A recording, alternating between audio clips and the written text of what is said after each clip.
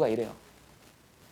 중학교 때는 공부 좀 하면 성적 오른 적이 있을 거야. 근데 고등학교 올라와서 성적 한 번을 향상을 못하고 졸업하는 애들이 있어. 물론 인생의 실패는 아니지만 학생의 실패죠. 고등학교 올라가서 최소 내가 성적 향상은 한 번은 해야 돼. 그런데 되게 재밌는 게 한 번만 해보잖아? 그러면 이거 느낌을 알아. 여기서 이거 튀는 느낌을 안다. 그럼 그 다음 방법을 알기 때문에 이게 되게 짧아져. 금방 올라갑니다. 그리고 이게 과목을 바꿀 수가 있어. 과학에서 만약에 그런 걸 성취를 했다. 수학으로 전이시키고 영어로 전이시키고 국어로 전이시키면 니네 성공합니다. 이게 원리야. 시크릿입니다. 이게. 왜? 우리는 자연이기 때문에 우리는 양자화되어 있어. 에너지가. 절대 이렇게 연속적으로 돼 있지 않습니다. 하루 이틀 공부한다 그래가지고 될 게 아니야. 쌓여야 되는 거야, 실력이. 어느 순간에 팡. 근데 그게 개인차가 있어. 한 달 만에 되는 사람이 있고 1년 만에 되는 사람이 있고 10년 돼도 안 되는 사람이 있어. 얼마나 집중하느냐 이게 중요한 겁니다. 니네가 지금 그럴 시기야. 어떤 경우가 생기냐면 고등학교 딱 올라가서 확 달라지는 애들이 있어. 중간고사를 확 잘 봐요. 모의고사를 확 잘 봐. 물론 이 겨울방학 때 어떻게 보내느냐가 관건이긴 하겠지만 니네 그 준비를 하고 있는 거지. 선생님한테도 이런 수업 좀 어렵다고 느끼지만 이런 수업을 듣는 이유도 그런 걸 마련하기 위한 기반인 거야. 이 작업을 지금 하고 있는 거라고 니네가. 그러다가 이게 쌓이잖아요. 노트가 한 권이 만들어지고 어느 정도 알 것 같잖아. 그러면 어느 순간에 퉁 튀어. 이제 좀 뭘 알겠어. 그럼 그 다음부터 쉬워지는 거야. 이게 제일 어려워. 처음이 제일 어려워. 이걸 버텨야 돼요. 이걸 버텨야 돼. 이거만 버티면 니네는 성공할 수 있어. 그래서 제발 부탁인데 이걸 노력해서 성적 향상의 맛을 한 번만이라도 느꼈으면 좋겠다. 이게 니네 과학 원리라고. 양자화되어 있기 때문에 그래. 니네가 절대 이게 우리가 아날로그라 그러죠. 반대가 디지털이지. 이게 디지털이야. 아날로그 하지 않아. 아날로그도 안에 들여다보고 확대해서 보잖아. 그럼 전부 다 디지털로 돼 있어. 이것도 여기 확대해서 보잖아. 어떻게 되어 있어? 이렇게 돼 있다고. 사실은 정확히 얘기하면. 근데 멀리서 보면 연결된 것처럼 보이는 거야. 마치 그래서 자연현상이 연속적인 걸로 알고 있는데 사실 알고 봤더니 전부 다 양자화되어 있다는 거야. 다 불연속이더라는 거야.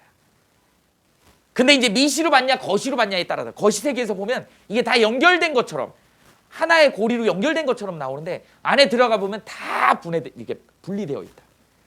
그게 유기적으로 어떻게 접근이 되느냐에 따라서 달라지다라고 하는 게 요새 이제 그런 이론들이 나오고 있는 거예요. 전부 다. 그 중에 하나가 양자역학이야. 그래서 양자화되어 있다. 뭐예요? 불연속이다. 불연속의 느낌을 좀 알겠니? 디지털이라고 생각하면 돼. 니네 디지털. 디지털 시계 보면 어떻게 되냐? 1, 2, 3 이렇게 딱딱딱 떨어지잖아. 근데 이게 밥 주는 시계는 아날로그 시계잖아요. 그거 어떻게 가니? 착착착착착착착착 이렇게 가잖아. 톱니로 돌아가면서 착착착착 연결해서. 사실은 근데 그것도 톱니 하나 탁 갈 때마다 탁탁탁탁 이렇게 가는 거거든. 근데 그게 마치 연결된 것처럼 보이는 거야. 이런 거야. 모든 자연현상은 알고 보면 다 양자역학이야. 양자화되어 있어. 불연속이다. 그래서 선 스펙트럼이 불연속이잖아. 양자화되어 있잖아. 이 중간에는 없잖아. 이 결과를 수소원자를 해보니까 이런 결과가 나오더라는 거. 왜 이러지? 우리 스승님이 이렇다고 얘기를 했어. 그럼 이제 드디어 이제 반박을 하기 시작하죠. 뭐라고? 스승님의 저 러더퍼드의 원자 모델이 잘못됐다는 걸 얘기를 하는 거예요. 뭐라고 얘기를 했냐면 이 실험이 한 500번 했는데 틀리지 않잖아. 계속 똑같은 결과가 나오잖아. 그러면 교수님이 원운동 한다 그랬잖아요. 원운동이라는 표현. 이게 맞다면 예를 들어볼까요? 자, 안에 핵이 들어있어. 그 바깥에 전자가 원운동을 하고 있어. 야, 니네 원운동의 핵심이 누구지? 원운동의 핵심이 누구야? 자, 선생님 원운동 해볼게. 원운동의 핵심이 누구야 이거? 내가 손을 잡고 있기 때문에 이거 돌아가는 거잖아. 지금 선생님이 손으로 잡고 있다 보니까 이 플러그가 이 안쪽으로 당기는 힘, 그걸 우리는 무슨 힘? 구심력. 구심력이라고 한다고. 구심력이 원운동의 원동력이야. 구심력은 돌 때마다 원운동 할 때마다 안으로 들어오는 힘이 작용해. 이렇게. 야, 그럼 우리 상식적으로 생각해봐. 저 힘의 근원이 뭔데? 플러스하고 마이너스 끌어당기는 정전기적 인력이잖아. 플러스하고 마이너스는 끌어당겨야 돼. 근데 안에 핵이 질량이 굉장히 크다 그랬어. 그러면 가벼운 놈이 땡겨 들어와야 되지. 야, 일로 와, 일로 와, 일로 와, 일로 와. 돌리면서 들어오라 그래. 그러니까 돌면서 계속 들어오게 되죠. 가까워지. 그러니까 얘가 돌면서 계속 들어오지. 띡 하고 붙어. 결국엔 붙어야 돼. 근데 자연계에 있는 전자들을 보니까 붙어있는 애가 없어. 핵에 붙어있는 애가 없어요. 다 일정 부분 떨어져 있어. 그걸 거시세계로 봐봐. 사과는 떨어지지. 근데 왜 달은 안 떨어져? 달 안 떨어지고 계속 주변 돌고 있잖아. 지구 주위를. 왜 지구가 태양에 안 떨어져? 계속 돌고 있잖아. 비싼 거야. 전자가 안 떨어지더라는 거지. 핵에 안 붙더라는 거야. 그리고 돌고 있어. 이씨, 뭐지 그럼? 이런 상황이 돼야 된다는 거지. 만약에 이게 원운동을 한다 그러면 여기서 일정한 빛에너지가 나와야 되고, 이 빛에너지를 스펙트럼으로 찍어보면 뭐가 나와야 된다? 연속 스펙트럼이 나와요. 에너지가 일정하게 계속 연속 스펙트럼이 나와야 된다는 거예요. 근데 실험을 해보니까 이게 안 나오고 불연속 스펙트럼, 선 스펙트럼이 나오더라는 거야. 이거 뭐지 도대체? 그리고 심지어는 전자가 핵에 붙어있는 그런 원자들도 없어. 이 이론이라면 이래야 되고 전자가 붙어있는 원자도 있어야 돼. 그럼 원운동이란 말이 그냥 원운동을 빙글빙글 돈다? 이게 잘못된 말인 거야. 그러면 이 결과를 토대로 해가지고 보어가 새로운 모델을 제시할 수밖에 없었던 거야. 이게 보어의 수소원자 모델이야. 어떻게 했어? 국제원자력기구 IAEA라고 있어요. 뭐 핵사찰하고 막 이런 기구가 있는데 걔네들의 마크가 어떻게 생겼어? 안에 핵이 이렇게 있고 이렇게 있고 이렇게 있고 이런 무늬 본 적 있지? 이렇게 생겼다. 이게 3차원으로 그린 거다. 그래서 안에 핵에 전자들이 돌고 있는 거야. 그러니까 원운동하고 있고 궤도운동하고 있다라는 표현 자체는 러더퍼드 걸 그대로 썼어. 그런데 뭐라 그랬어?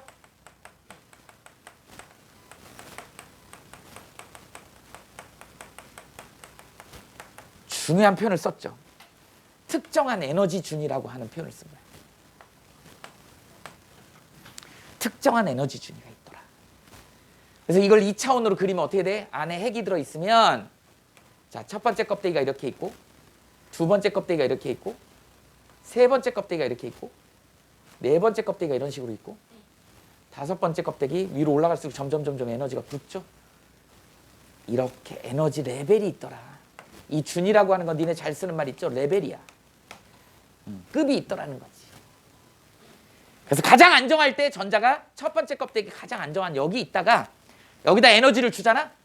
방전을 시키면 얘가 올라갔다가 높은 데 붕 떴다가 어떻게 돼요? 너무 어지럽잖아. 내려와야 되지. 내려올 때 바닥으로 떨어지는 경우도 있고 두 번째로 떨어지는 거, 세 번째로 떨어지는 거, 네 번째로 이렇게 떨어지는 위치가 달랐을 때 스펙트럼이 다르게 나오더라는 거지. 그리고 이 중간에 비어있는 공간들은 까맣게 색깔이 안 나와. 이게 불연속이야. 아까 이게 연속적인 거는 다 거쳐서 떨어지잖아. 근데 그게 아니고 퉁 자기 내려올 때 이걸 불연속이라 이렇게 설명한 거죠. 그래서 특정한 에너지 준위가 다 존재하더라. 이게 원자마다 특정한 에너지 준위가 다 다르더라. 그래서 얘를 갖다가 주변에서 에너지를 주면 이 전자가 들떴다가 첫 번째로 떨어지는 경우도 있고 두 번째로 떨어지는 경우도 있고 세 번째로 떨어지는 이게 전부 다 색깔이 다르게 나오더라. 스펙트럼이 전부 다르게 나오더라. 띄엄 나오더라. 이게 불연속인 거야. 에너지 간격이 다 다르게 있는 거야. 연속적이지 않더라는 거지. 이걸 보어가 발견해낸 거죠. 이게 보어의 수원자 스펙트럼입니다. 그래서 이 보어의 수원자 스펙트럼 같은 경우는 이거는 1시간 더 해야 되는 거야. 이것만 따로. 그래서 라이먼 계열, 발머 계열, 파션 계열 해가지고 에너지 직접 구하는 거. 이게 물리학하고 화학에서 굉장히 중요한 포인트입니다. 시험 문제 잘 나오는. 지금 하고 있는 이 원자구조의 변천사는 물리학에서도 똑같이 나오고 있어. 지금 화학 시간에 하는 거지만 물리학에서도 이걸 똑같이 합니다. 근데 대신 물리학에서는 요게 빠지지. 돌턴의 원자가 빠지. 이건 완전 화학이잖아. 이게 빠지고 주로 물리학에서는 요 두 개만 다룹니다. 톰슨의 원자도 잘 안 다뤄. 요 두 개. 그 중에서 보어의 원자. 요거를 좀 풀어 심층적으로 이제 요걸 다룬다고. 다음 시간에 요건 할 거야. 그래서 일단 보어는 요렇게 됐다. 그러다 보니까 보어의 원자. 이거를 우리는 뭐라 그러냐면 에너지 모형이라 그래. 자, 조심해야 돼. 수소 원자의 에너지 모형이 이렇게 생겼어. 선생님, 수소원자 실제 모형은 어떻게 생겼나요? 어떻게 그리면 될까? 수소원자는 실제로 어떻게 생겼다? 핵이 이렇게 있으면 첫 번째 껍데기가 여기 있어. 두 번째 껍데기가 여기 있어. 세 번째 껍데기가 여기 있어. 네 번째 껍데기가 여기 있어. 다섯 번째 껍데기가 여기 있다고. 정반대 느낌이야. 자, 이게 무슨 얘기냐면 첫 번째가 에너지가 높지. 위로 올라갈수록 에너지가 크니까. 어때요? 처음에 여기 전자가 있으면 얘네 둘이 끌어당기는 에너지가 굉장히 세다고. 저 전자를 띄워내려면 에너지가 많이 들어가겠지. 그래서 에너지가 큰 거야. 그래서 선생님이 에너지 모형이라고 합니다. 실제 원자 모형은 이렇게 생겼어. 첫 번째 껍데기가 제일 가까워. 갈수록 점점 멀어져. 그러니까 이쪽에 있는 애는 핵이 안 봐주겠지. 에너지가 작아. 그러니까 올라갈수록 에너지가 작아지는 거야. 따닥따닥 붙는 거야. 이런 느낌이다. 니네가 이제 볼 수 없기 때문에 선생님이 머릿속으로 그리라고 이 얘기까지 해준 거야. 자, 우리가 다루는 화학에서는 주로 이걸 다뤄. 에너지 모형을 다룬다. 그래서 에너지는 첫 번째 껍데기가 핵으로부터 제일 에너지가 크다, 간격이. 위로 올라갈수록 따닥따닥 붙는다. 근데 실제 전자 껍질은 첫 번째 껍데기 무조건 붙어 있어요. 아래 제곱, n의 제곱꼴로 멀어진다. 제곱의 형태로 멀어져요. 그러니까 무한대에 있는 n번째 있는 n은 되게 멀겠지. 멀다는 얘기는 뭐예요? 전자가 핵의 통제를 받지 못한다는 얘기야. 그러니까 에너지가 되게 작다는 얘기야. 그러니까 위로 올라갈수록 에너지가 따닥따닥 붙는 거야. 이런 느낌이다. 이걸 좀 정확히 알아주셔야 합니다. 그래서 이거 잘 적어놔야 돼. 수소 원자의 에너지 모형이다. 에너지 모형이고 실제 원자 모형은 이렇게 생겼다. 이렇게 알아주시면 됩니다. 이렇게 해서 보의 원자는 요 정도 합시다. 이렇게 했고 이제 뭐가 되는 거야? 현대적 모형이죠. 다섯 번째.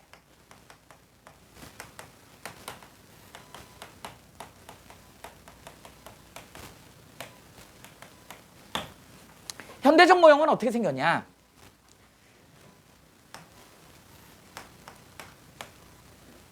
X축, Y축, Z축을 이렇게 놨을 때 가운데 핵이 들어있다. 그러면 그 바깥에 이제 어떻게 돼요? 이런 식으로 돼 있더라는 거야. 야, 니네 봐봐. 수소 원자 그러면 원자에게 양성자 하나 들어있고 바깥에 전자가 하나 있는 거야. 그래서 이걸 뭐 사진으로 찍었다 합시다. 전자가 거의 빛속도로 움직이거든. 사진으로 빵 찍었더니 이렇게 보여.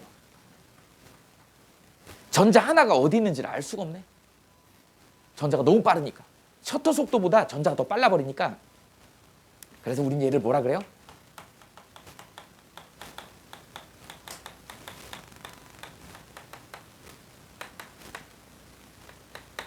일렉트론 클라우드라 그래. 전자구름이라는 표현을 씁니다. 이 전자구름의 수학적인 의미는 어떤 의미냐면 전자가 발견될 확률 밀도 함수야.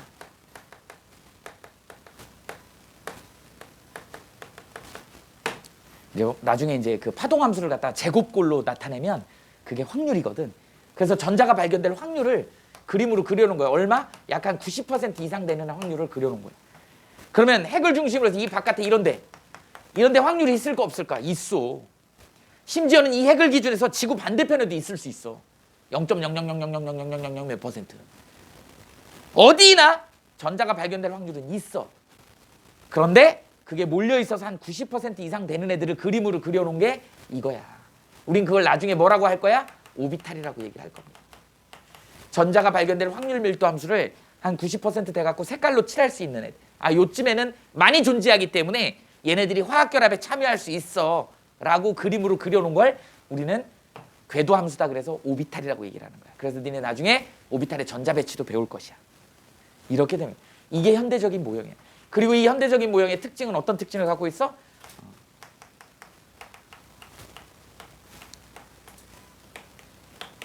하이젠베르크라고 하는 유명한 불확정성의 원리라는 게 있어요.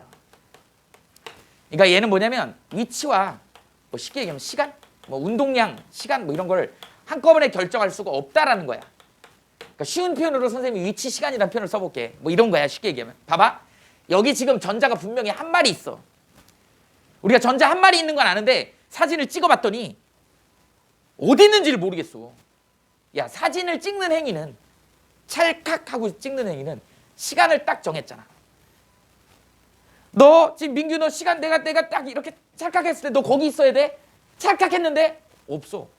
뿌에 어디 있는지를 모르겠어. 시간을 정했더니 위치를 모르겠어. 불확정성을 정할 수가 없지. 그죠? 시간을 정했더니 위치가 어딘지 모르겠어요.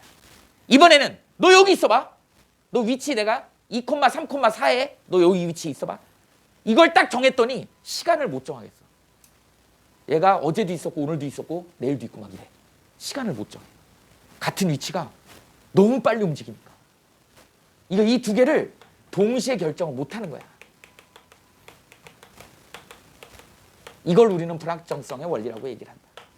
동시에 결정을 불가하더라. 무슨 말인지 알겠니? 그러니까 결국은 뭘로밖에 표현이 안 돼? 확률 밀도 함수로밖에 표현이 안 돼. 근데 저 확률 밀도 함수가 높으면 높을수록 확률이 높으면 높을수록 화학 결합을 할 수 있는 가능성이 커지는 거야. 그러니까 우리가 그동안 이제 앞으로 이온 결합, 공유 결합 이런 거 배울 거거든. 그거 할 때 화학 결합은 전부 다 이런 전자구름이 얽히는 거야. 그러니까 니네가 화학이 안 보이는 거니까 어렵잖아. 결합을 다 그렇게 생각해야 돼 이제 앞으로. 우리는 CC 결합을 이렇게 표현하잖아. 근데 우리는 이제 배웠잖아. 이게 표시만 이렇게 할 뿐이지 실제로는 얘 전자구름이 이쪽으로 쏠려 있고 얘 쪽 전자구름이 이쪽으로 쏠려 갖고 여기 결합이 생긴 거예요. 확률이 높은 애들끼리 이렇게 결합을 한 거예요. 이해되죠? 그러면 확률의 밀도도 같아야 되고 저기도 같아야 되고 비슷해야 되고 에너지도 비슷해야 되고 X축이냐 Y축이냐 방향성도 비슷해야 되고 그게 오비탈의 전자 배치를 하는 거야. 그걸로 얘가 화학 결합을 할 건지 안 할 건지를 알아내는 거야.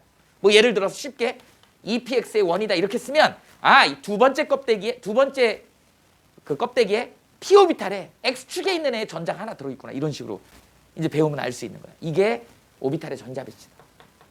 그 오비탈이라고 하는 게 딴 게 아니고 확률 밀도 함수.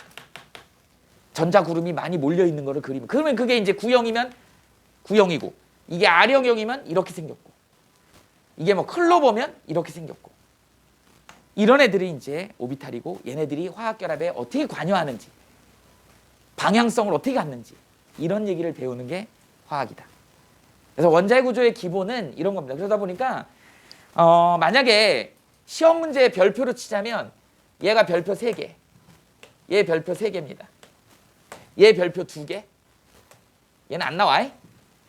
그 다음에 현대적인 모형 별표 2개. 뭐 이 정도 출제 비율을 본다 그러면 그러니까 러더퍼드하고 보어가 제일 많이 나와요. 이 현대적인 모형은 이 오비탈하고 연관되고 기본적인 건 좀 알아야 돼. 그래서 이 정도 정리하시면 됩니다. 이렇게 정리가 돼야 돼. 일단 필기를 좀 해봅시다.